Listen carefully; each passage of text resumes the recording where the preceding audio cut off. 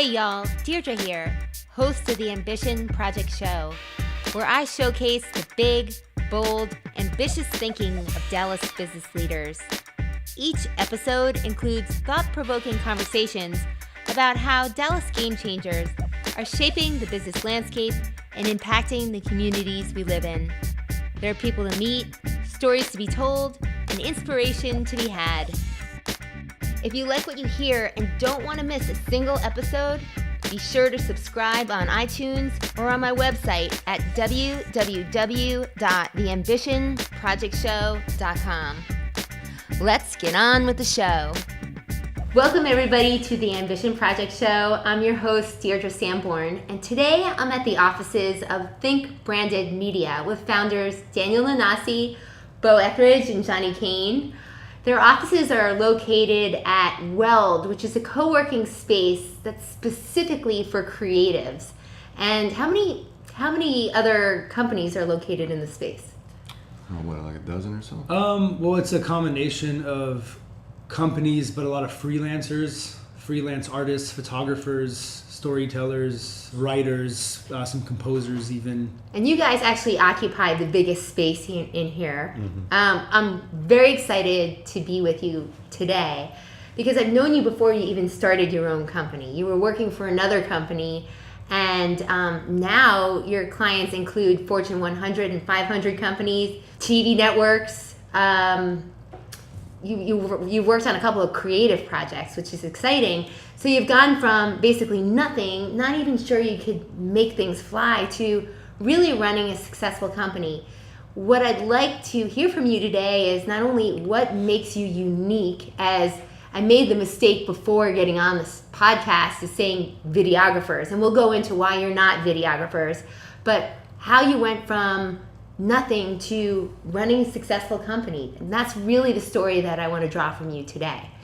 So if we could start with your childhood and your influencers, or what are the things that made you who you are today and brought you to where you are. Tell me a little bit more about yourselves and how you end up coming together as a cohesive team. You want to start? Sure. My childhood was started in Brooklyn, New York. I was a firstborn American citizen from immigrant parents from Budapest, Hungary. And so they came to this country, like classic immigrant story. They didn't know anyone, didn't have any money. We learned English at the same time. And they are entrepreneurs, business owners, still to this day, and, embody the American dream. And, I just saw that. I was always around that. They didn't instill that in me per se. They always wanted me to, just follow my own passions, but like to do it and try to excel as much as possible. And then the rest was just seeing them do what they were doing. So that was a big influence. And and I was always interested in media from an early age, from music, which was also influenced by my parents and my older sister, and film and movies. And by the time the 90s rolled around, I was still really young, but just submerged in all this stuff, from films and whatever I could. And that was like even almost like pre-internet. And I've known you, you're actually a friend of mine, so I've known you before this whole business thing, but you were also kind of a skater punk kid, right? Like in a way you were like free to be you and me type person. Yeah, I always called you a punk.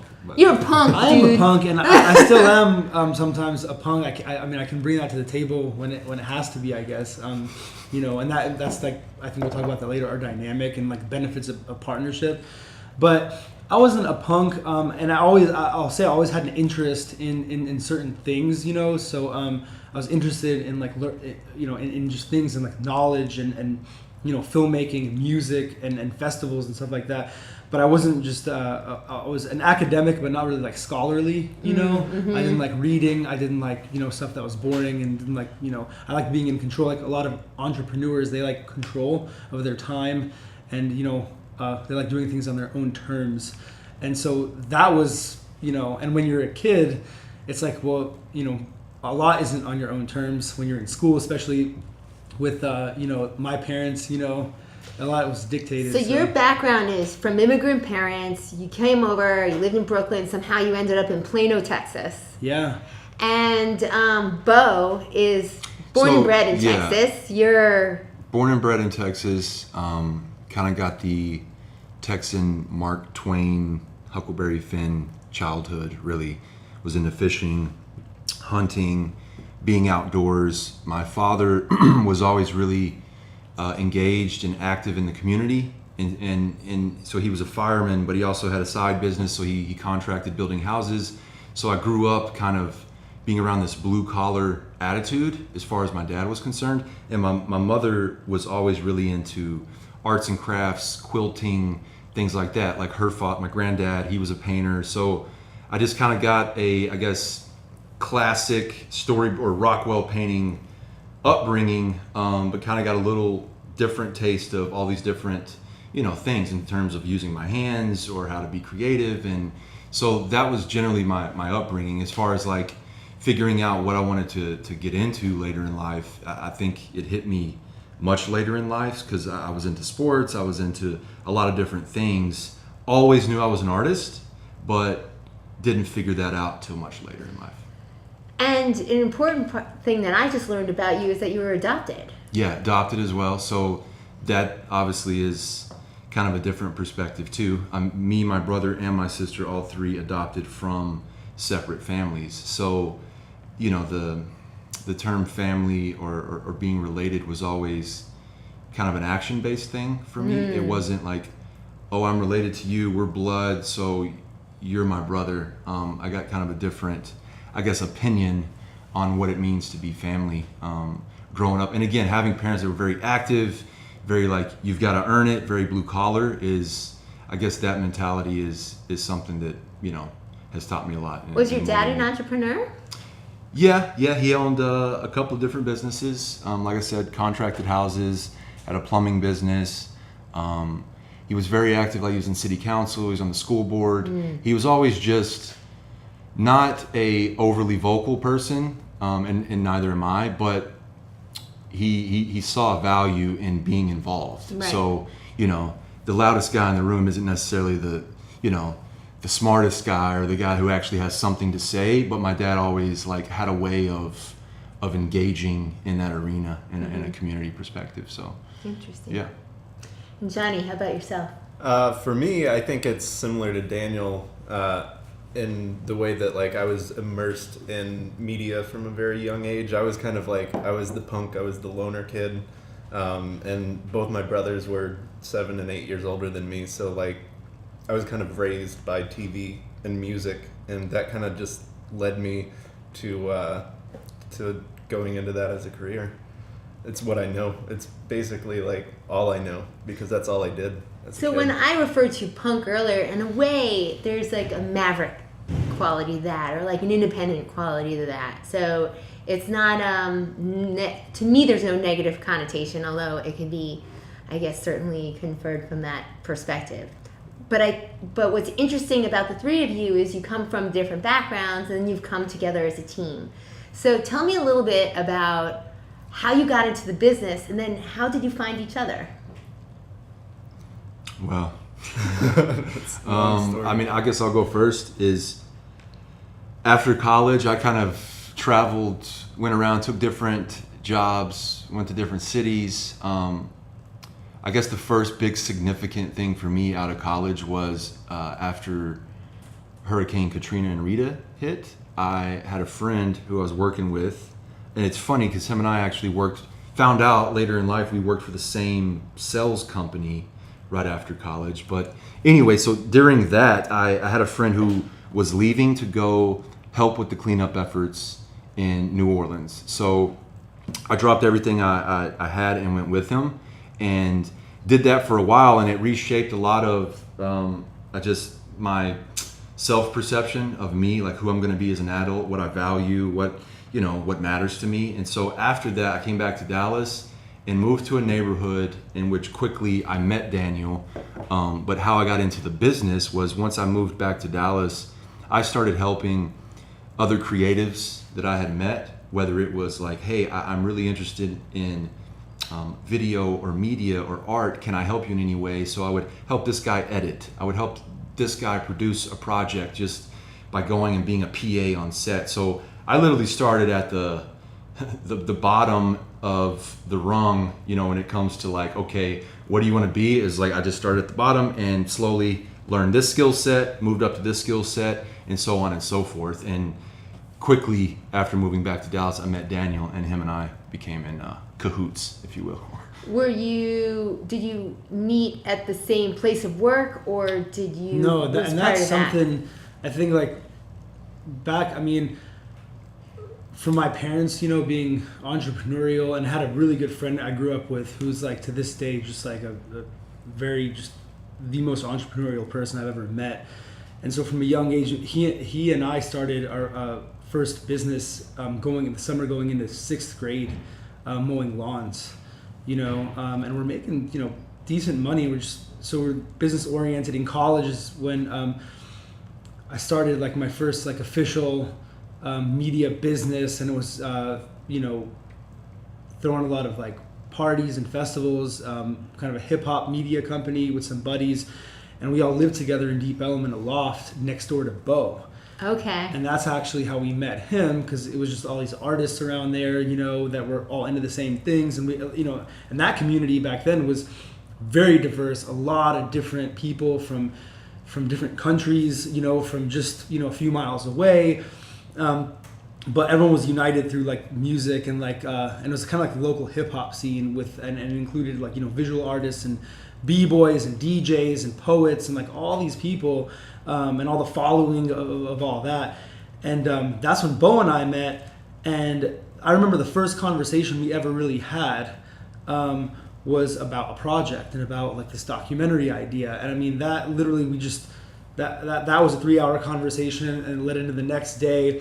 And then, you know, we ended up becoming roommates together and living in this loft for, you know, I don't even know, several years. So you guys were friends first. Oh yeah, yeah. And you also grew up learning the business together in the process. Yeah, because at the time, I had gone through film school. He went to art school both at North Texas, and you know, but Bo's a painter and a visual artist. I mean, anything he can kind of like visualize in his head, he can manifest almost regardless of the medium. Well, that's an interesting statement there. When I met Bo, all I saw was art. You know, he's an artist. Like, I just was in awe of the creativity that just came from you, which is a gift that not everybody has. And when you're telling me about how you guys just kind of bonded by saying, we're going to do a 3-hour documentary, let's just go do this, like, that's a gift. That's something that you may not understand that of yourself, but as an outsider looking in, that's what I see.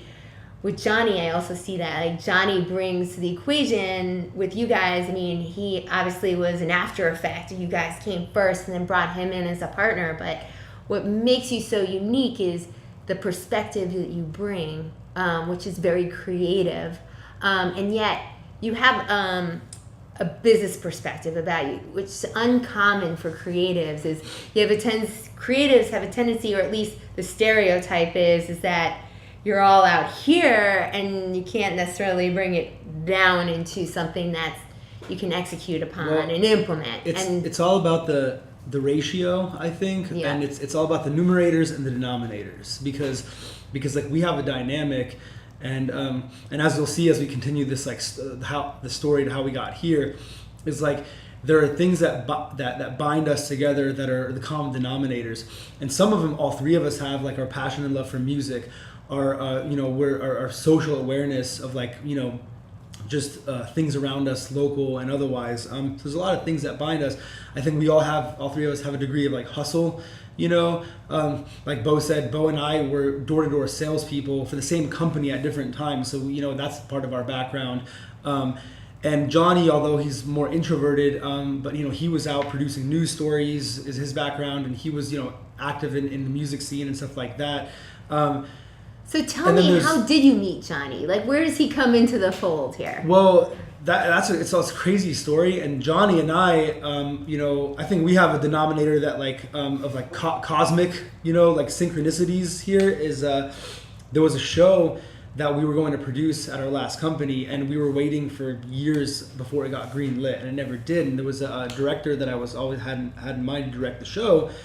And when it finally came time to produce this show, that director was not available. It just, at the time it didn't work out. And I was like, man.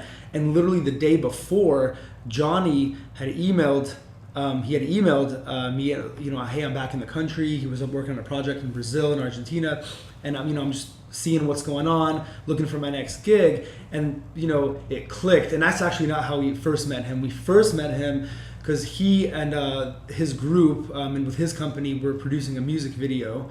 And the music video, I guess it was kind of like a larger, animal than what they were used to. And at the time, what Bo and I's company was really good at, or still good at, is logistics and bringing we could bring a team of 100 people onto a set if needed, on a multiple day shoot. And so Johnny's company actually hired us to come in and work on this project that Johnny directed. Bo shot. It was his music video. Wait a second. So Johnny was working in news, but now all of a sudden he's working in music video. Yeah, let's tell me when I was 17 and still in high school, I took a media tech course. Cool. And it was just kind of like a blow-off class for me, and it turned into I did a music video project, and I just kind of felt that it was what I was supposed to be doing. So I actually started out trying to get bands to do music videos with me, and that led to me being a photographer for the Dallas Observer for a while. Interesting. And I started out doing a lot of music video work, and then got connected with a company in California doing 3 to 5 minute documentary style pieces. Cool. And they were really young, but very informative. They were all really smart and just kind of gave me all of their keys to the formula. So what I hear you guys saying is your passion informed your work in a way. Your passion is what brought you to where you are today. But there's this piece of you that's entrepreneurial. You're I'm not just passionate about my creativity.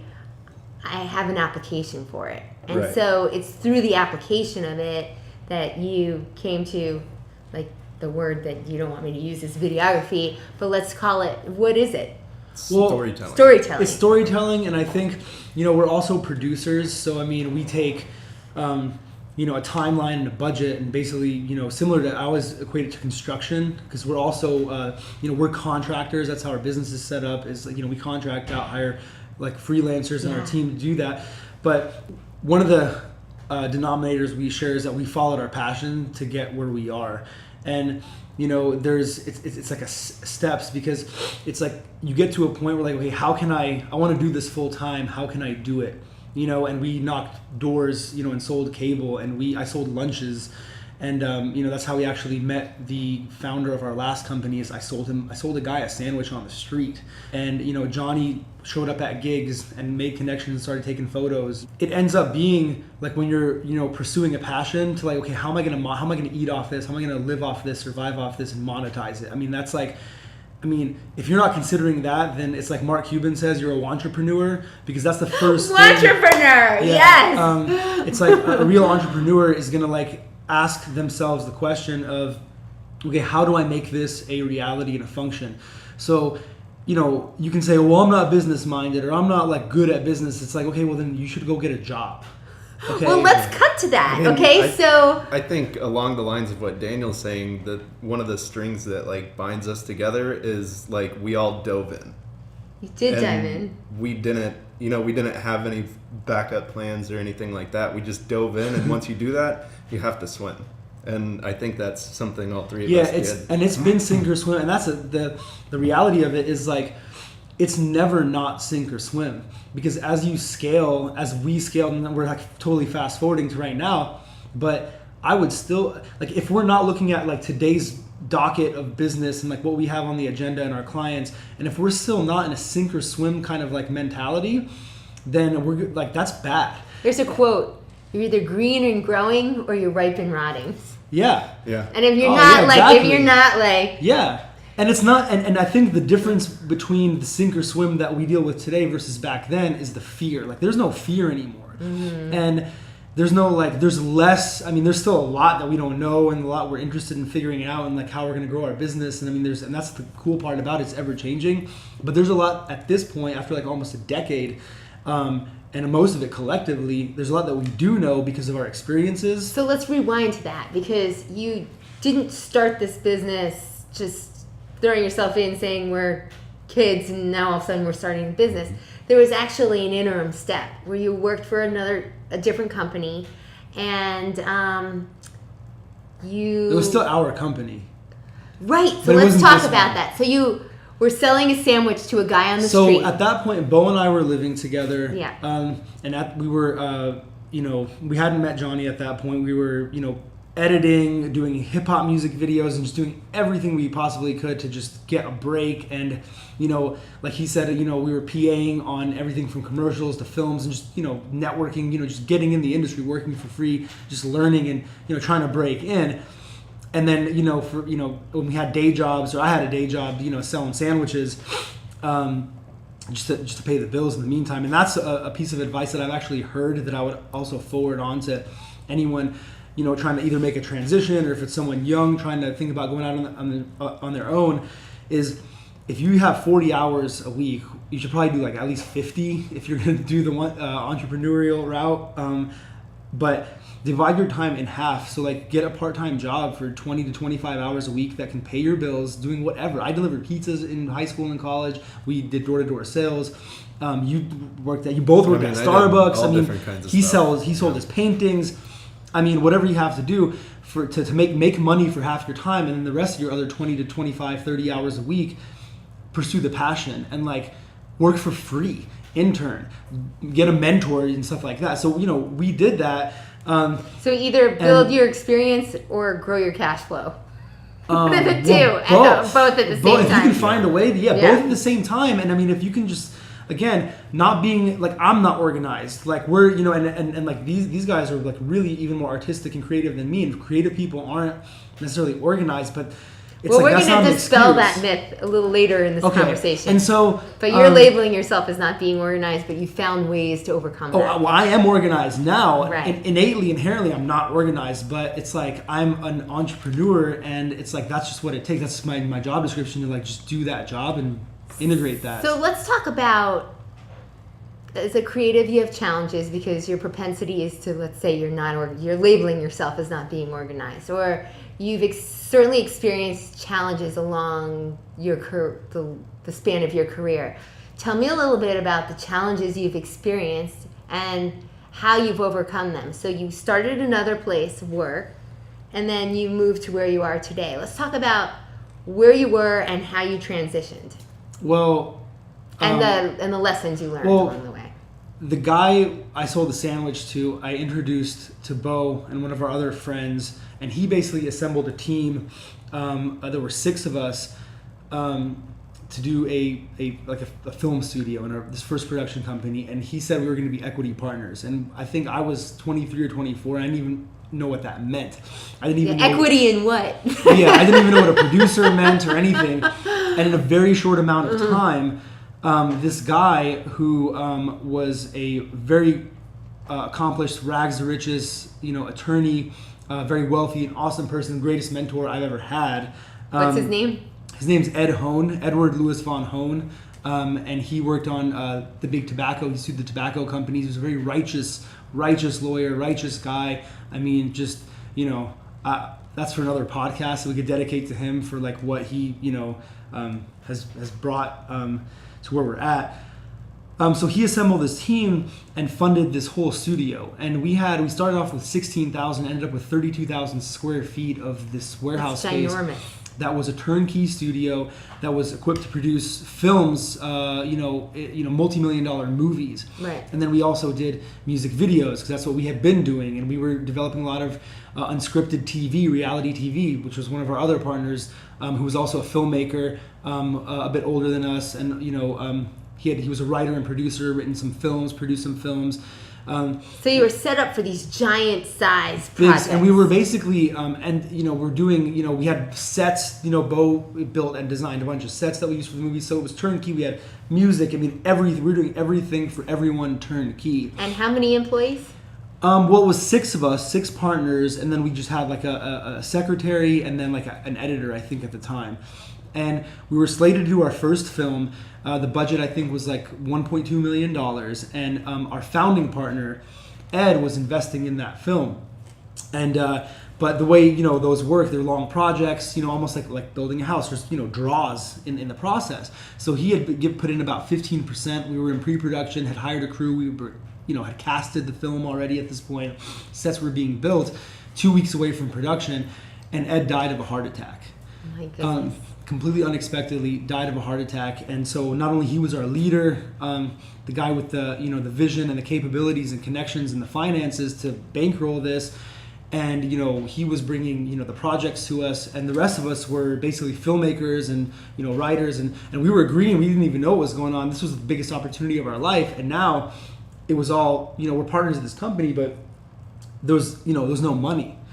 And we had to come up with, I think, $150,000 within like 4 days just to make payroll for this film being, and then ultimately like over $800,000 to, finish out this film, which, a lot of that, our senior partner, he was the one who made that happen, but just us being there and just not only going through that and for a month long, and we made the movie, and the movie's out there. So you were bootstrapping it.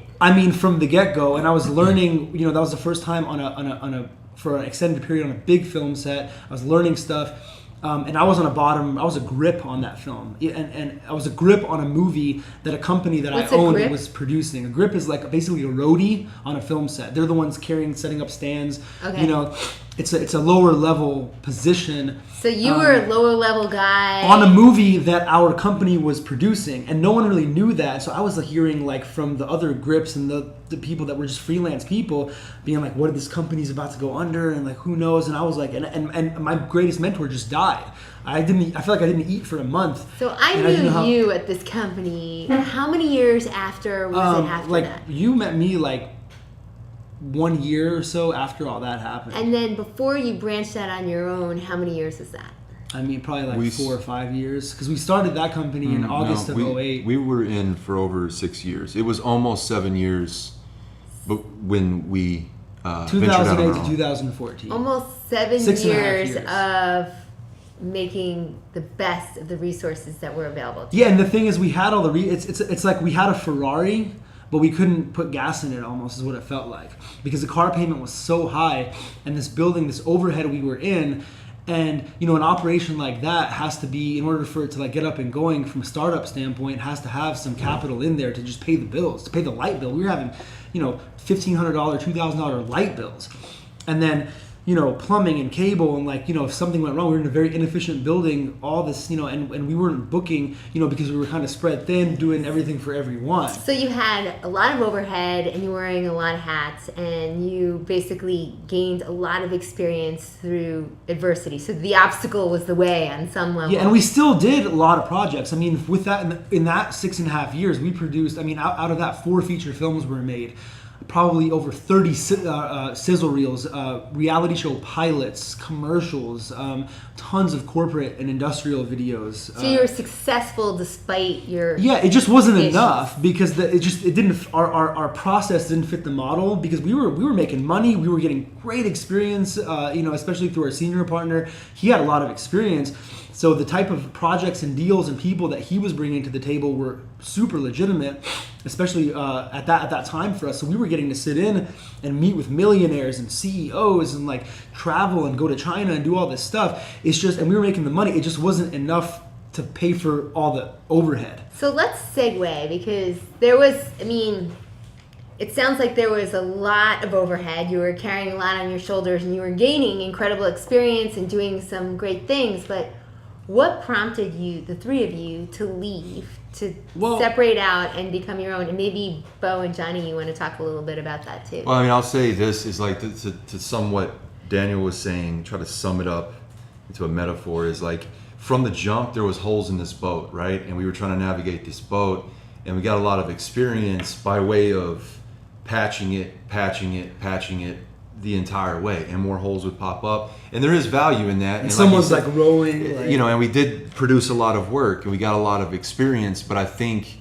ultimately why we decided to kind of hit the reset button and maybe minimize our focus was it got to a point, I think, where we never had the opportunity creatively to fully express ourselves or really just be creative and only creative on a project or multiple projects. And what I'm trying to say is, from the jump, when we're trying to be businessmen and creatives, when we really, like you said, we're green in both areas, it became difficult when the odds were stacked as heavy against us as they were. So the new venture, in my opinion, was kind of like, okay, we've learned a lot. Now let's use those experiences, those failures and victories as a foundation for a 2.0 version of ourselves. And a lot of that was because along the way we had met Johnny, and so it was like, you know what, there's a really good dichotomy, you know, here.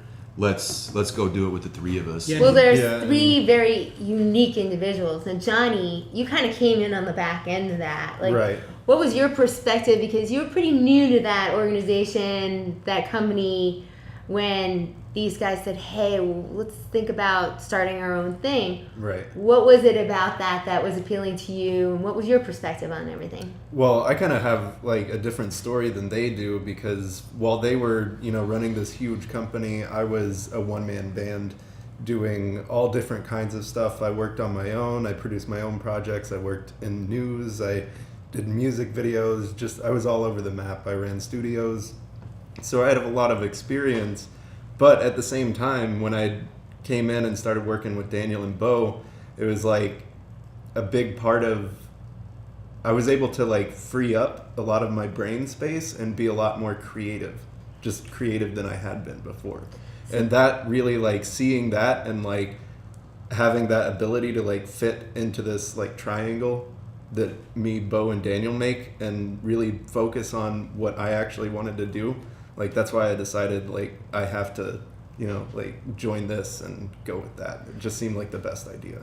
So let's talk about this, because you kind of alluded to this, Bo, is that you were so busy putting out fires that you didn't really, even though you were doing a good job, you weren't really able to fully express your full capabilities when you're constantly putting out fires. So you intentionally went about creating a business that was like a container, can hold everything you have to offer and create space for bringing out the greatness or the potential of what you can really bring to the table.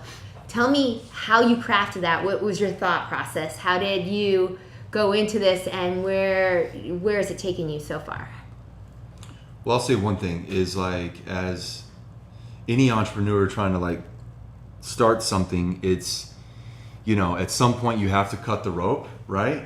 And like Daniel alluded to earlier, is like early on we had like these day jobs, and then we were trying to do what we wanted to do at night or whatever. And at some point when we cut the rope, and as unfortunate as it was to like lose a big mentor and financial support with this new company, you know, we had no choice. That's what I'm really trying to say, is like, at some point, like, you have no choice. You have to. It's sink or swim. And I think, well, it's like, especially at that point when we were at that company, it's like, what else are we gonna do? You know, this is still, at that point, it's like, we still have the studio, we still have this, we've got no money, but it's like, what else are we gonna do at this point? We have almost nothing to lose except for this space, which we're probably gonna lose this soon because we don't know how we're gonna pay for any of this. So let's make the most of it. And we did that, and we did it for a long time. Collective, 6 of us did that together. And that was not only losing our leader together and our other partners, Bo and I and one of our other partners, we knew each other.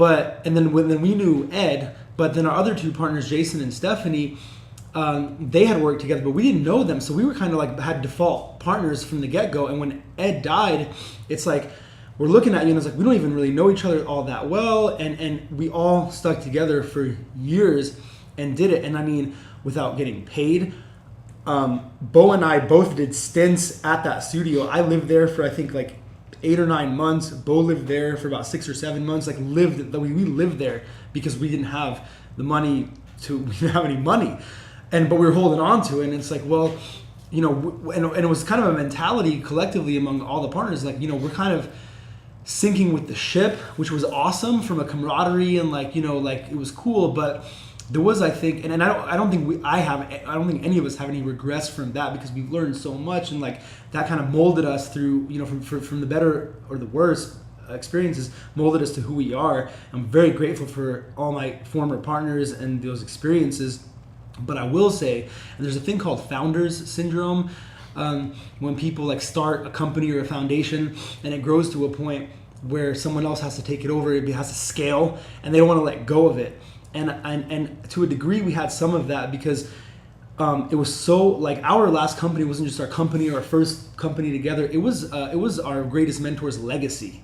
And all of us were kind of holding on to that. We're like, you know, for Ed, we can't let go of this. And we did that to a fault, I think, you know. And I think looking back now, it's like, man, we should have, you know, and it was a collective thing when we dismantled that company. Right. You know, everyone wanted to go their own ways. We all still talk to one another, except for one of our friends. And it was my best friend in college, and also a really good friend with Bo. It was the three of us coming up. Through that, you know, he won't talk to us. He won't talk to anyone. He will talk to just Stephanie, but he won't talk to us. And so, like, we've lost great, like, I mean, like friend, family type of people. Well, let's talk about the nature of partnership here, because you're all three very different personalities. But what really struck me when you were saying earlier about how family was an active experience, it was like through action that you were a family, like, I think that may inform the way that you have such a great relationship with your partners.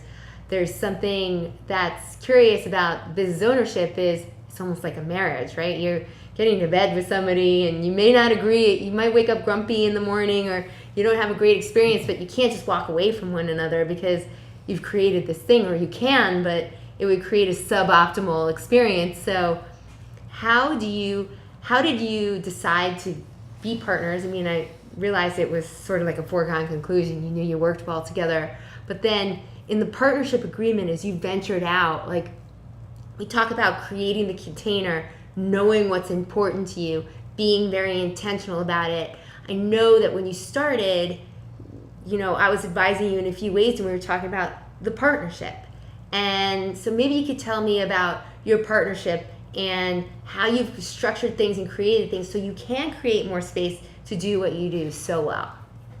I think it, you know, back in our last company, and the beauty of it is we had 6 months prior to closing the doors on our last studio, we had made the decision collectively. So we were able to, like, everyone was able to exit out of our last company and, you know, start up the LLCs and, you know, start that up. And, you know, both thought of the name ThinkBranded Media, and he was like, man, we should focus on, you know, from all the projects we did formerly, we looked at, like, which ones did we like the best? What subject matter did we like doing? What were we good at? What were our strengths, right?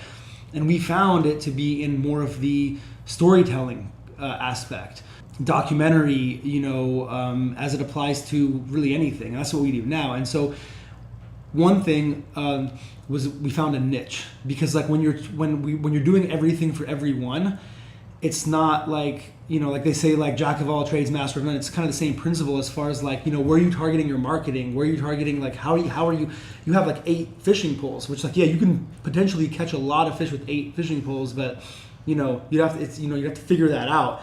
You can't just have 8 fishing poles. So focusing our strengths, you know, into a certain you know, facet of production and video and film. That was one thing. And then also the space we're in now is it's almost like negative overhead. You know, we pay rent for our office space, and it's like all inclusive, like with internet and you know, the co-working model. That's the beauty of co-working. So the co-working model, especially a place like this, this is not just a normal co-working space. It's exclusive to, you know, people similar to us, like us. when we scale up on certain projects and we have to contract out people, we don't just like go on Craigslist or something. I mean, we have go-to people, a lot of go-to people, especially after almost a decade. We're really well networked up. Through here. Well, no, just through doing what we do. Okay. But this place is like really conducive. There's people right outside of our door, Right. under the same roof, that are basically might as well be considered, employees are full time with us. So but, there's a culture at Weld that supports your business. Big and time. it's also scalable. So it naturally creates scale, and it keeps your overhead low. So as you build on your As projects, we scale, our overhead doesn't really... as a percentage, actually Sure. goes down. It does, because some of the people that we're working with, that we contract out, they're, have their own overhead covered in the same building, in another office or another portion of it. And it's just very conducive and stuff like that. It's like, I think a big part of like our, not success, but our rate of success, it would have been a lot slower, a lot more difficult if we had to go. We had a lot of overhead. Yeah, we'd have to go, because we were looking at, other buildings and like signing a 5-year lease, and it's like, man, and like doing a build out. Let's be honest, it's like when you start anything, it's not like you just snap your fingers and it happens. And I think that's probably a big misconception, is a lot of like entrepreneurial minded young folks, want to be like, dude, let's just do this, which is a good attitude to have. But I think, again, the 7 years or almost 7 years that we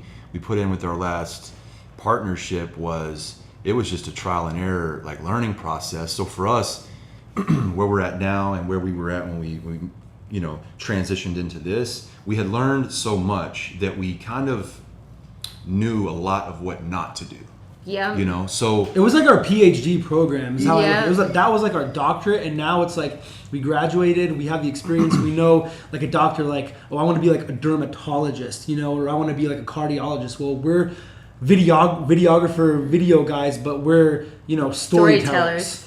Well, and I think that's easier to determine too. Again, when it's one thing when you have a blank canvas in front of you. It's like, okay, what am I going to paint? And you can stand like this for hours trying to figure out what to paint. But again, the experience, color, and the splatter of this, wrong choice, and this little victory is like when you have some paint on the canvas, it becomes a little easier to make a decision. And back to what I was saying is like, it's easy for an entrepreneur to have an idea, but the actual application of that idea, it's not so easy. And you just need experience. So your mistakes informed your success on some level. Absolutely. Yeah, and then also other people's mistakes too. Whether Right. it's like people, you see in business, and that's why I think why mentors are so important, because like both of our mentors, our senior partners at our last company, especially Jason, who was in this business for decades before us.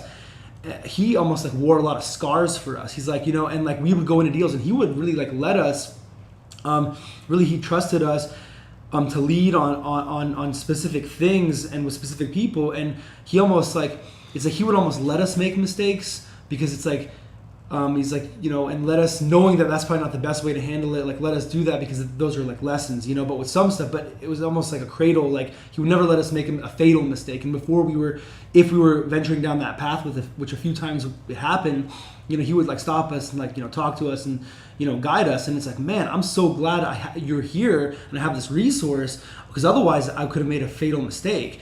And so that, Well, that's an ongoing let's talk thing. to that, because you say like he took a lot of battle scars in the process. Like, yeah. Part of what I know about Jason is part of what he goes after is those lion-sized deals, like those big movie projects, those big projects that can be really hard to land. And I think that informed the work that you're doing now, because you said, okay, we're going to go off on our own. We have families to support. We don't want to end up suffering for another 6-7 years. How do we go about this in a smart way? And one of the things that you've gone about doing is getting into relationships. So there's two sides of your business in a way. There's the more conservative, I'm going to let you tell that story, but there's like the more steady, stable type contract work, if you will. And then there's the one-off projects, the creative stuff that you guys really crave and that you're good at. You're good at both, but tell the listeners more about how you built your base, your cash flow, through the nature of the business that you engaged with, and the type of clients that you have today? Well, I'll add, or I guess I'll be the first to go, is we did retain some relationships, right, from our previous venture. So we had that going for us. But I think once we came over here and really focused in on how we are presenting ourselves, marketing ourselves, like who we are, once that was honed in, we've targeted a much, smaller scope of who we're going after. And with that, I think we've maybe even surprised ourselves a little bit on what we've been able to like grow that into. And so, I don't know. I mean, what do you think? I mean, that's to me is like what's been enlightening or really positive has been, okay, we brought in this set of clientele and business from out here. Now let's try to grow this based on this new model. And that's worked for us. So it was partially intentional and partially, like life, right? You could set your sight on a goal and then you kind of take the winding path to get there, but in your case there have been positive surprises. Yeah, well, step one was to clear the headspace, because in the last company we were broke, we were so worn out, we were like kind of like defeated, we were going back to what we were talking about earlier, we were doing stuff for the money, and like we're at a point, it's like, man, if we're doing stuff for the money, we can go work at Starbucks and be making more money at this point. It's like, what are we getting out of this? So I think the best thing that happened for everyone involved in our last company was to go off and start their own. Jason has a new company that's doing great. Stephanie, she was doing a lot of our books. She became a CPA while we were at our last company. So let's say Jason now works, what's the name of the company? His company's called Ariska Productions, and he's still focused on feature films and reality, what he's always been doing, and he's and he niched out to that too. He's not doing corporate stuff. He's not doing like music videos. He's focusing on his original niche. Stephanie was your CPA. And Stephanie, yeah, she became a CPA. She was also a producer with us, but did all of our bookkeeping, and through during those 6.5 years, she became a CPA. Now she's a partner at a CPA firm down in Austin. She's our CPA, actually. The firm she works at is? Yes, it's Tea Garden and Associates, who's also one of our clients. So yeah, it's really great to see how people have like flourished and moved on. But what that looked like for us was like, let's learn from what not to do. Let's totally get the lowest overhead possible, which we've done here. Thanks to Weld. Let's niche out and here let's start targeting prospects and specific people in specific industries and what we're good at. Let's still diversify that. So we do the corporate stuff, which that stuff, I think in our line of work, in media, you always have to do stuff for the money, meaning, like the kind of the corporate stuff. And then we have our passion projects, and the passion projects really not only fuel our like motivation and inspiration, keep us coming in every day and like happy and inspired, but really a lot of the times it's passion projects that you put out there that get the attention of, the good, the well-paying projects or like the cool projects and stuff like that. So it's almost like it's like a wheel, and you got to like feed it and keep it moving at all times, because one facet of it serves the other, and that's actually like from our standpoint has actually allowed us to come even more niche. And it's like, what we're striving to be is just documentary filmmakers. And we're still going to have our Fortune 100 clients, and we're going to have more that want to work with us, because we're not corporate video guys, we're documentary storytellers, and that's what they want. And storytelling is like a buzzword now, and there's a reason for that. It's an age-old, way to pass on information and history to people. People have been telling stories since there have been people, and there's an emotional pull to it, right? Totally. So yeah. When you think about branded or brand recognition, oftentimes people buy things because of how it makes them feel, or projects this like idea of who they think they are, they want to become. So, and we're just utilizing, modern technology and digital technology and filmmaking to bring that together. And our corporate work is not always the most boring. Sometimes it's really interesting because it's a story that's behind it. Well, let's get back to the partnership, because we never really addressed that. Some decided to go their own way, and then you decided to stick together. Johnny actually worked on a really brutal project with us at the last, everything kind of starts with the finishing of our last company. And Johnny, basically, in a nutshell, was in the trenches with us to a degree. So he kind of like, that's another common denominator among the three of us, is where we came from, which is our last company. And although he wasn't a partner, he definitely understood, and like he has scars from that as well, battle scars from that, which again bonded us. And Johnny, another common denominator was his hustle and his ideas. But one of his numerators, I think, where he's different from Bo and I, were he's like our younger brother. He's the youngest of us. He's the more millennial of us. If no offense, but you're a millennial. Old millennial. Well, technically, but, I don't identify as I'm more technically a millennial. Yeah. So Johnny was there to like he was savvy with graphics and like tech stuff, and he had his own spice into our thing.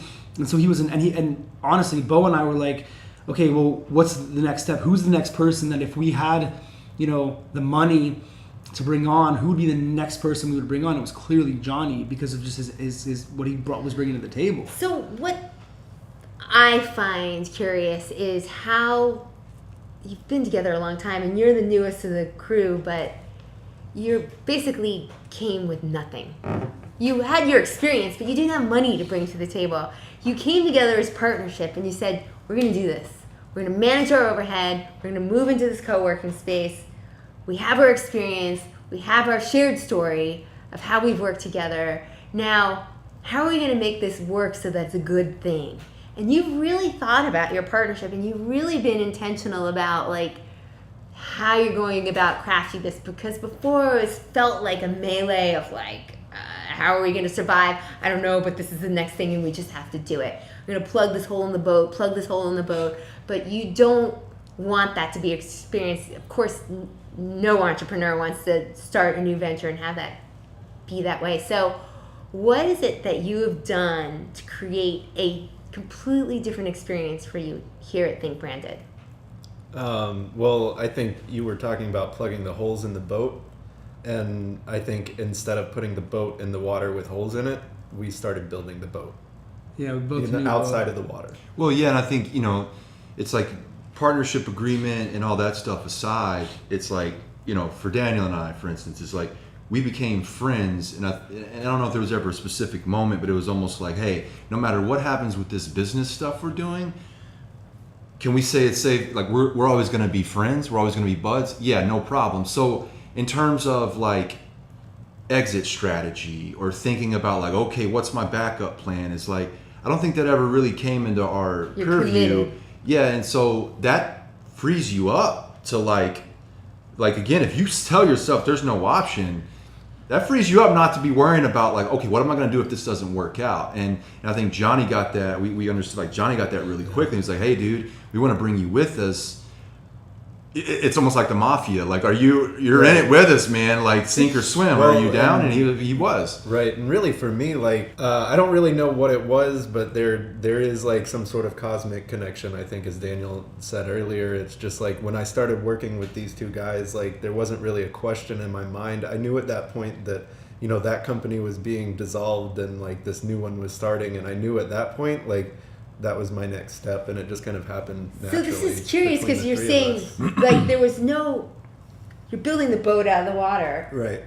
But really the boat is this bond that you guys have between one another, that there is no back door or there is no exit. Yeah, because once you build the boat and go out to sea, you're on like the only way to get off the boat is to jump into the water. Yeah. And like who knows if you can swim or whatever. But I think it totally didn't go down the way you said. We didn't like start like, okay, now first we got to plan this out and plan that out, and like here's what we've learned.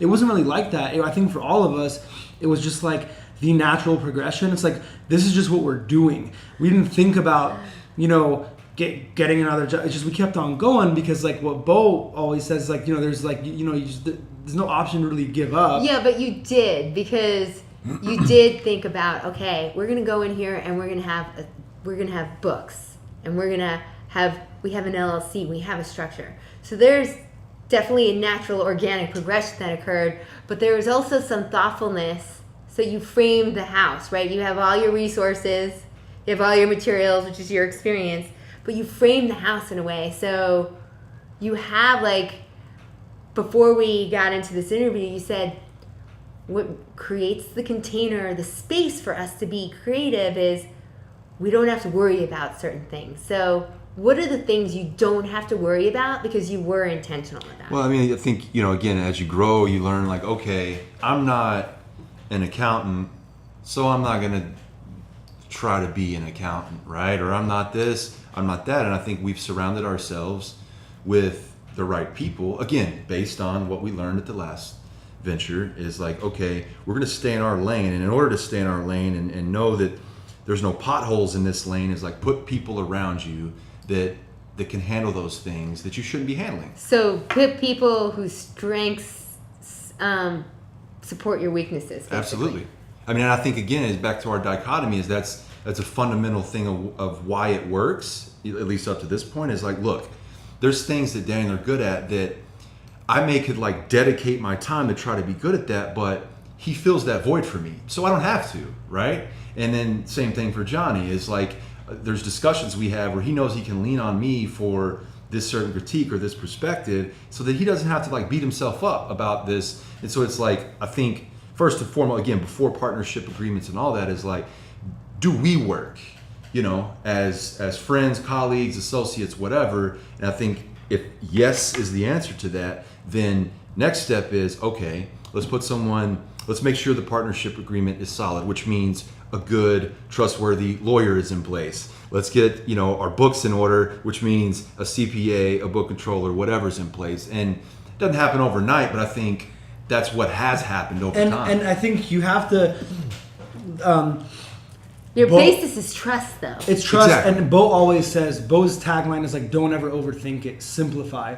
And you have to look at yourself outside of like entrepreneur. You have to look at yourself as a person, as a human being, father, mother, male. You have to look at yourself as a human being and be very real with yourself, and kind of trust the process and like trust your instincts, and it'll come together. Because like if you look at it, like we're really lucky to have like we have this dynamic. We don't always get along, and I have to shout out to Steve Jobs on this video. It's 2 minutes long. You should YouTube it.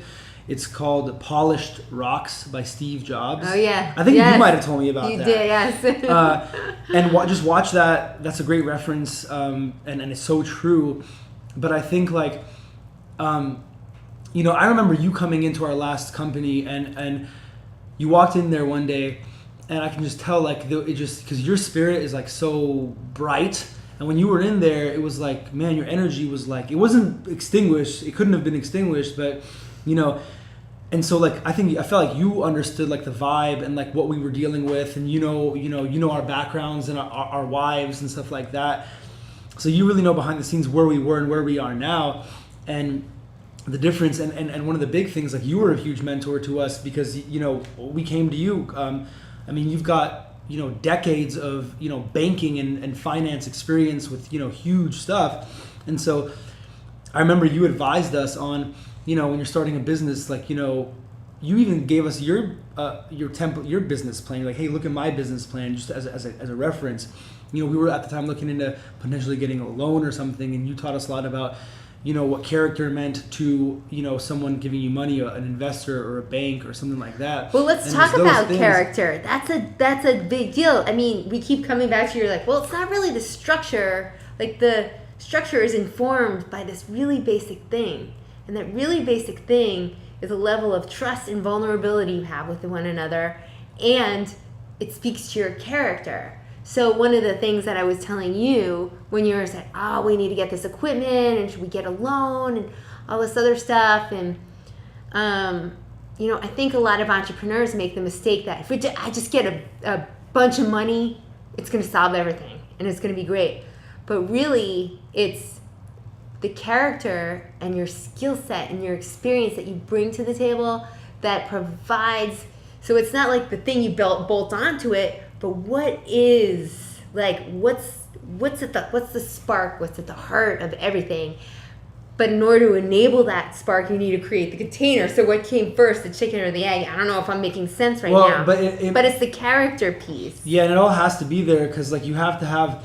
It's always like but then what? It's like great. Almost if we would have started this company with like $100,000, it would have made a lot of things easier. But once that 1,000 runs Went away. out, but then what? And that's the thing. It's like, if you're in a mindset where you're just not going to give up and you're not even considering anything else, you already know, okay, this is what we have to do. And we started, just so you know, I mean, you know, but just so like whoever The watches listeners listening know. to this, like when we started this, we came out of a company that was like, it was a multi-million-dollar company, tons of assets, but we started this with $0, zero equipment. What we did bring over, other than each other, is some clientele. Some of the clients that we had got, and actually some of the clients that you helped us get. Some of our biggest client now, even you helped us get. Through your connections and helped us, retain that client and mold ourselves into what's coming next. And inherently, just to keep us out of that entrepreneur thing, is like there's always stuff to learn. There's always books to read. There's always like ways we could be more organized and communicative and like structured. And like one of those things, Bo and I didn't do the books or anything or handle the finances of our last company. So that's one thing, like, well, we've never really officially done that. So we had to do that. And we knew some of the pitfalls and so what's not to do. And, Stephanie was a great resource for us. You were a great resource for us. But, one of the things we invested in from day one was we hired a bookkeeper and an accountant, and, we're like, man, is this even worth it? Because it's like a retainer type situation right now. And it's like, is this the best use of our funds? Because at the time, we're like, You didn't have we money. could use this money Yeah. to buy groceries and pay our bills and stuff, literally. But we made that decision and we stuck with it because we knew it was an important part of our house. And I think the difference is like with the three of us, we can build you an awesome house. It might take us a while, we could build it, but now as far as scalability of things and like the potential of what we can do and working smarter and not harder, that whole thing is like now, instead of framing the house ourselves, why don't we set up a meeting with a guy who frames homes? You use leverage. And that's what Bo was saying. And we started working that way and, having advisors and, whether it's our CPA or accountant or you or mentors that like, we come to with questions and we're like, is this something that we should just spend the money on to hire an expert or to bring on someone like whether it's an editor or whatever, making those, and they're not easy decisions because it's like, we're still a startup. We still don't have unlimited funds. We don't have any investors or anything like that. So every decision is important, but it's fun now because we're at a point now where we have a lot of experience. We know, every decision in every direction we go to is it's always a risk and it's always a bet. We're making a bet, but when you can make, like if you can count cards, like you can make a more solid bet. Well, and if so know you what have you're dealing you with. have diversity of experience. Totally. So you have that to draw from, and then you also have mentors or others people so you have diversity of further experience. So you tapping into this smaller circle of your own experience, which is your primary source, and confidence to be, hey, look, and the diversity of and we experience haven't, of your mentors. like highlighted it a lot in this combo, but you definitely want to make a point that you can never afford to undervalue mentorship, and that's I think something we've always put a high like value tag on is like people that have more experience, more years in the book, and specialize in certain things. I think we've made a concerted effort over the years, from day one with our mentor who helped us start the last company till now, is like you can't undervalue mentorship. Whether it's been you or this person I pulled in from my life or this person he's pulled in from his life, is I think that's a big thing with entrepreneurial minded people is you have to have, whether it's your board of trustees or just your circle of friends, is like people's opinions that you value and they're credible. But you need to be choosy about who your mentors Absolutely. are too, Yeah, well, we only right? have so much time, and I heard this thing. There was a story, and this guy was saying, no to what actually makes you unique is your relationships and your friendships, because no to, like the relationship Bo and I have is different from the relationship like Johnny and Bo have. So the point is, every relationship between two people is unique in and of itself, and it cannot be replicated. And there's things that occur in that relationship, whether it's like sayings or like slogans or just a mentality or an attitude that's unique to that relationship, that each person in that relationship, that's what they take away and they bring that into the world, right?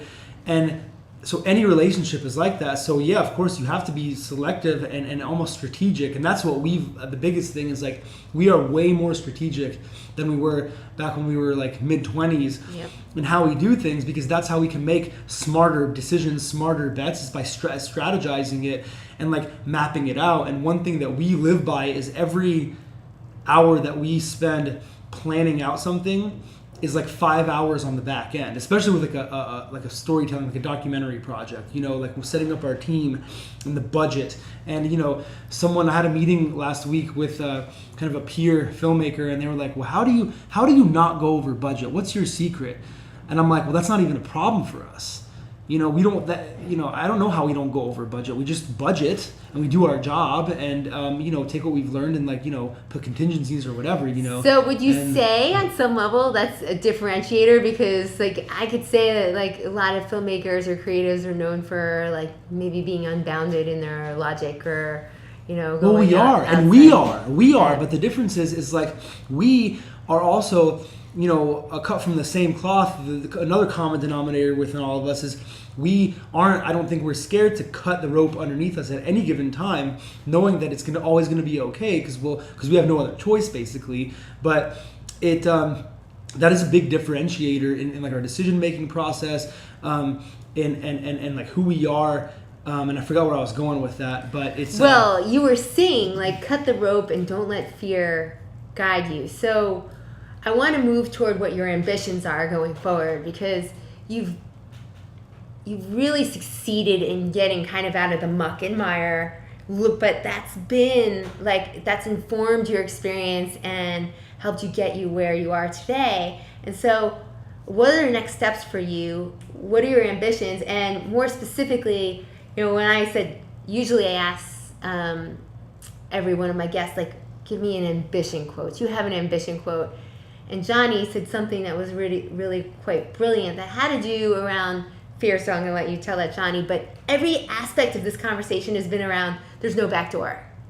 There's no way out. There's no exit. Like, there's just forward. We just keep going. So tell us a little bit about your philosophy around ambition.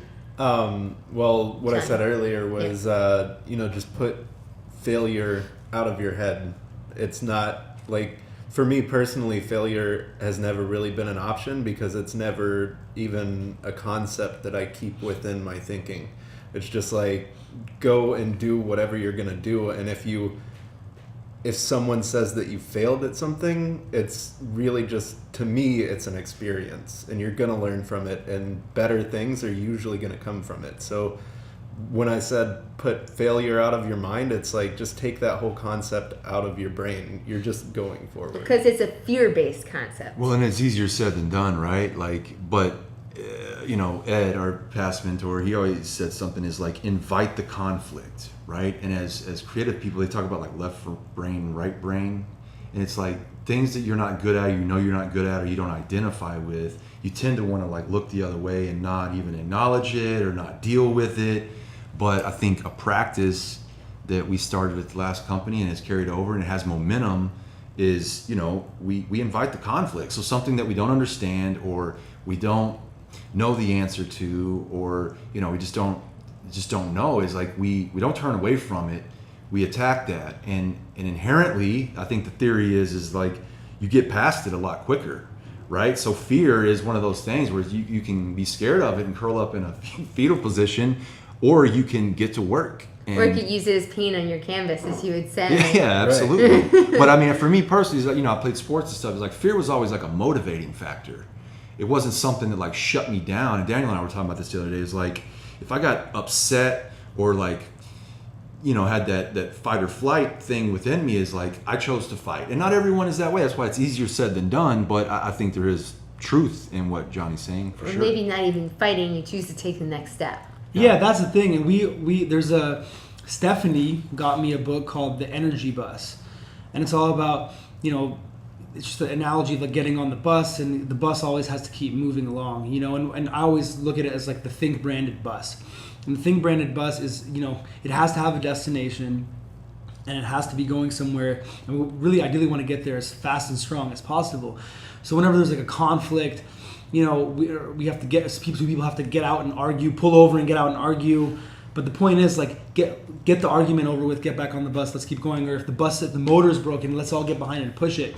But the point is, the bus has to be moving forward. And it's failures are, Bo created this cool design, and it was a tagline that said, fail harder, And it's true. And even Oprah, I'm going to quote Oprah, she had this thing that I saw on YouTube or somewhere where she's like, a failure is really like that's the catalyst for like another action of like but then what we were talking about. It's like, okay, you fell off your bike, now what? Are you gonna quit riding bikes, or are you gonna get back on the bike and start riding? And it's like, it's one of those things. And I think that's what we pull into our personal lives, and we're all that way, is like from a dynamic, whether it's on a project or a personal, we really just respect the authenticity of everything, of each other's opinions and of the situations, and we're like, hey, this is what it is, what's next, like, and then what?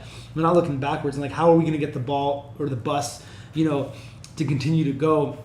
And that's really the approach we take into our craft, into our work that we create, is that same approach, is like authentic. And like, if you're a CEO or a spokesperson for an organization or a doctor, and you want like a brand, a video, because everyone else has a video now, and that's what you should be spending marketing dollars on, is like, are you really going to get up there with a script and be like, hi, a lot of people still are doing that. Yeah. And it's like, I hope that works for your audience that's dying out or whatever, but the new... what, I have to honestly say, you helped me shoot a video on my website, and I started with a script, and I need to tell you why. Because there are some people that you guys are used to being around music video and other things, right? So you're used to being a little more unscripted. There's the older generation, I guess I put myself in that category, who's like, I don't know what to say without a script. I think I've grown beyond that, thanks in part and parcel to you guys in helping me, face the fear. And again, that's our approach. And there are a lot of people come in with scripts all the time, and they're like stuck to it because they wrote it and they memorized it. And I tell them, like, instead of just trying to remember if you wrote if or the, just talk to me. And usually our process is, we'll just have a conversation and just look at me. You don't have to look into the camera. Let's record it, and then when we're done, you can we can do the script. So let's talk about your ambition, where you're going next. You talk the energy bus, there's a destination. We never really arrive at the destination, right? You're either green and growing or ripe or rotting, so you're always en route to the destination. But based on my personal experience, I feel that your differentiating factor is helping people tell their story, right? How to be unscripted, because life doesn't go by a script, and that's your story. There's no script. You want to believe there's a frame and a structure, but the frame and the structure really came together because of the essence of the energy that you bring to it, right? So your differentiating factor is helping people tell their story. Would you agree? Yeah, well, whether it's a corporate brand or, an individual that's just interesting, is, authenticity, what Daniel was talking about earlier, and just the rawness of that. I think, one of our theories that we put another high value tag on is that people identify with that. There's more information, more media accessible to everyone nowadays, right? Because everyone's got a smartphone and a laptop and all that stuff. So in terms of when it comes to telling a story, I think the global audience nowadays can sniff out the BS a lot quicker. Like, this is scripted. This was put together by blah. Whereas I think our approach, and we're always open to debate it, is prove us wrong, but people identify with a story that they believe, and they find it authentic, they find it engaging, whatever, all the buzz terms out there, throw it at this thing right now, but it's true, and so our approach is tell as authentic of a story as possible, whether that's how brand A started in the garage, when they were in college, or this person's trying to help some people over in a country, that's impoverished or whatever. There's a story there, and people identify with stories. And I think because there's and storytelling being like a buzzword now. There's a lot of storytellers and stuff, and I think so that I don't think that's a huge differentiator. I think our approach of how we tell stories is the differentiator, which is kind of like who we are and all those numerators and denominators, like that make us up, and how that translates to like the visual style of it, because we're also craftsmen, I started coming up as a cinematographer, which I'm not a cinematographer, but I started doing that, and there's a lot about cinematography that I do know, and I still shoot from time to time, and we're all editors, and Bo's a director of photography. So we, in our own right, within all the different facets of the medium that we work in, we're definitely craftsmen, but we're also businessmen.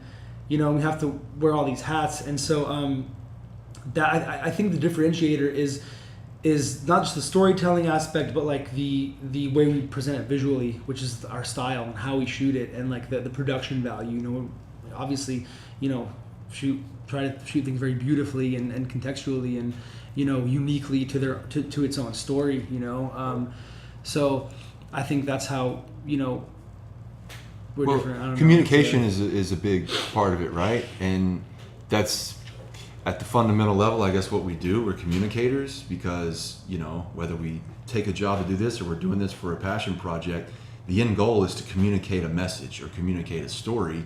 And I think we're very fearless in how we engage with potential client or subject matter relationships. Is the way that we go about communicating with our respective perspectives is we're not scared to go there at times, and maybe I think it's probably safe to say maybe even ruffle feathers from time to time, but as long as the end goal is to communicate with one another and communicate this story in a respective perspective, then I think there's more successes in that than there are failures for us.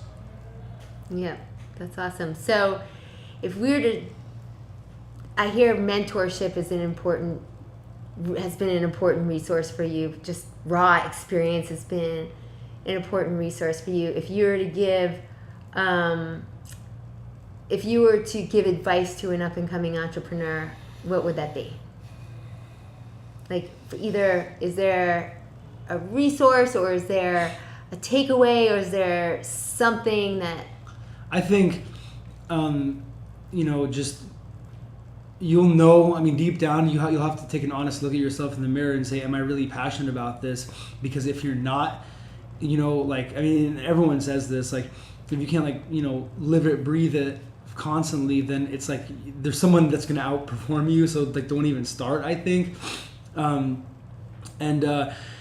I think it's get mentors, and if you don't have I'll name two mentors that I don't even know, that definitely don't know me, and it's Mark Cuban and Marcus Lemones, and I know them because I watch their respective shows on CNBC, which are business shows about startups, and they're all business. And it's like, if you can't pitch your company and answer the questions that they ask on Shark Tank, like if you can't answer all those, and if you don't know the numbers, and if you're not passionate, and you do that, watch, get online and watch an old episode of Shark Tank and put your own concept to the test. That's my advice. And don't have excuses and stuff, because it's, again, you're either going to do it or you're not. And regardless, there's people out there that are doing it. And I always, whenever I'm feeling lazy or tired, and I think of a professional, and I'm not even a sports guy. Bo's a sports guy, but I always think, what is Kobe Bryant doing right now? And it's he's probably practicing or playing basketball. And whether he's doing that or not,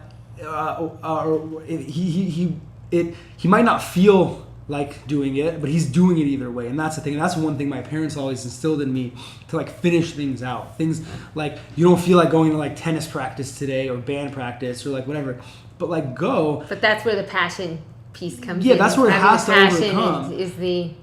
Creates the engine to keep going. Yeah, and it's those habits. And another piece of advice that I heard from an interview I heard of a neurologist that wrote this book, and specifically to creative people. It's you can't use it as an excuse that you're creative, so you're not organized, or you don't understand business and all that stuff. And this guy said, especially if you're a creative person, automate certain things in your life. If you don't have a place to put your keys, put a place to put your keys, because then you don't, you're not, when you lose them, you'll know they're in the key dish, because that's where they belong. And if you automate certain things, then that actually frees up capacity and allows you to be more creative. Yeah. And so that's like for us, it's like we can, like we're not these like cool starting artist punks anymore that are just like, oh no, man, I'm creative, man. I don't have a bank account. It's like, well, like, that's, You have to find a mechanism to help offset your weakness so that you ensure your success. And we have to grow your up, endeavors. and we can still embody that same like punk kind of mentality and like energy or spirit to a degree. And like he can have tattoos and I can have a nose ring, and like we can still kind of be kind of like embody who we were from where we came up and not forget about that, not forget where we came from and our parents and all our experiences, but still play that into a thing where we can scale it to like having an expense account, and like having, corporate clients and making sure we respect them when we show up to their office and how we're dressed or whatever, and really just taking those next steps. Like what's the next step? Like, what do we still have to learn? Like, what do we have to learn? And the one thing Bo said the other day was, once you start realizing you know nothing, that's the first, you finally like know something, and I think it's like a maturity thing and like growing up. And, I personally have met a lot of, really successful entrepreneurs and people that are, really young. And it's like, man, they're wildly successful and smart. But I think there's something to be said for like just experience and just age, And it's like, what, you're awesome, but you're still 20. Yeah, if you could run the long race, then you it's got like, something. We were partners in this company, but we were still like 20-somethings. And like, I'll just refer the audience to look up Louis C.K. and what he says about 20-year-olds. And I mean, it's hilarious, but it is true to a large degree. And if you can really like identify that and like really like be honest with yourself to be like, I was once a 20-year-old, or I am under this wrong attitude or mentality. I mean, that's the first step, is just acknowledging your ego really and like just addressing it. And we do that almost not every day, but we have to check our own egos and stuff. And that's a challenge of partnership, and we can get through that pretty well. Because I think we're on the same bus and we wear the same jersey, and at the end of the day, we're most of the time we're saying the same things in just different ways. Mm-hmm. And it's about acknowledging each other and seeing where like not acknowledging one another and like has failed us in the past and in other dynamics, and how just pulling our heads out of our asses and getting the bus continuing to move along is the next best thing we not only should be doing but need to be doing, because like it's still sink or swim. Well, I was going to say is I think advice I would give someone is like being comfortable, and because you can have a passion and identify that passion, and you can have a really good work ethic, and those things are only going to take you so far, in my opinion. And being comfortable in your own skin, knowing who you are, and being confident in that, even if no one else around you sees it or agrees with you, is important. Because if you can't sell yourself, if you can't sell whatever it is that you're trying to market or pitch somebody, then no one's going to do it for you. So being comfortable in your own skin is hugely important. And it sounds pretty like obvious or maybe broad stroke, but I mean, we're all human and we all have insecurities, right? I mean, you can't tell me that you don't. Nobody can. So to be comfortable in my own skin, it allows me, again, it frees me up to go, you know what? I don't care. Not that I don't care what people think, but I'm comfortable enough that if he doesn't get it, I'm going to sit here in front of him and explain it to him long enough till he freaking gets it. And I think that's important. Yeah. And I think for me, my biggest piece of advice, it's kind of speaking to the mentor thing. It's kind of speaking, to the other point of that of like, don't forget your gut. It's simple. It seems like easy to do, but a lot of people have, a lot of problems, just trusting what their gut is telling them. And for me, when I look back on my life, it's just like most of the huge decisions I made, I went with my gut instead of what everybody else was telling me to do. I took it all in. I soaked it in. I had mentors that told me what to do, but just like trusting. And then you integrated it, and then you figure out what's the right answer for you, which I think dovetails into what Bo is saying, which is like know who you are. Yeah. When you know who you are, it's easier to find what your gut is for what's right for you. There's no one formula, and I think although there are guidelines. The whole 10,000 hours thing, that's the other thing, is like you got to work. There's so many people, and honestly, I'm not even a huge fan of like the groups and like, you know, like, oh, let's get a bunch of like entrepreneurs talking about stuff, and it's like, Oh, the mastermind stuff. well, just, I mean, anything. It's Yeah. like, you know, networking is cool, but like when people get together and it's just like, it's a bunch of people that all are looking for money, and it's like at some degree, at some point, the conversations should stop, and like you just got to do the work, and whether it's to get you to succeed or whether it's get you to your next fail faster. So it's like, you know what? Oh, now I know that I should change this or like do something else, or this isn't going to work or something. But I think the only thing that yields those results and those conclusions and finding out who you are and finding, you know, the right people to work with or whatever is just by doing the work. Just like get busy, you know, start doing stuff. And there's no replacement for that. You know, you can think about it all you want, but if you do the work, then think about it. It's more contextual, and like there's, you know, so I think, you know, that's a big part of it too, is just do it.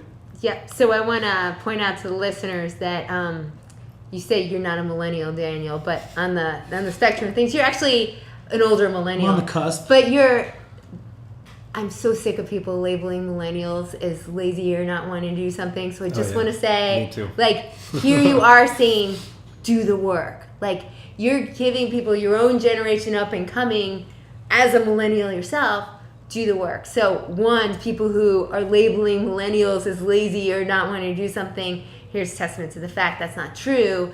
And second of all, that's great advice. Thank you so much. Yeah. I mean, it's just a testament to just learning from your mistakes, knowing who you are, like listening to your gut, taking in inputs, but just like get down and do it. Like just do it. Yeah, it's one thing Yeah. to have a plan, but it's completely different to have like a plan of action. And I think, you know, it's like, it's all semantics, right? But sitting down and drawing out, okay, here's my to-do list, that's fine and dandy. I know what I need to do today, but I still have to sit, like, actually do it. So I think action is key word, is like you can plan all day long, but there has to be action to back up that plan. Yep. And yeah, I do agree. We're living testament to that. Well, thank you for telling your story today. And as brilliant storytellers, I want to make sure that the audience knows where to find you. So can you tell us what's your website, where's your social media tags, all that good stuff? It's all just ThinkBranded Media. That's just type in the name of the company and the respective platform, and you'll be able to Boom. find us and contact us. And it's thinkbrandedmedia.com. So that's probably the easiest way. Yeah, we're on Facebook, Twitter, all that stuff, but start with thinkbrandedmedia.com. Excellent. Well, thanks again Thank today you. for Thank your you, time. Deirdre, for your time. It's been a real Pleasure as always. pleasure. Yeah. If you like what you hear on the show, subscribe to it on iTunes and don't forget to leave your feedback. You can find links to everything we talked about on this episode by going to my website at www.theambitionprojectshow.com. Thanks for joining me, and until next time, stay ambitious, my friends.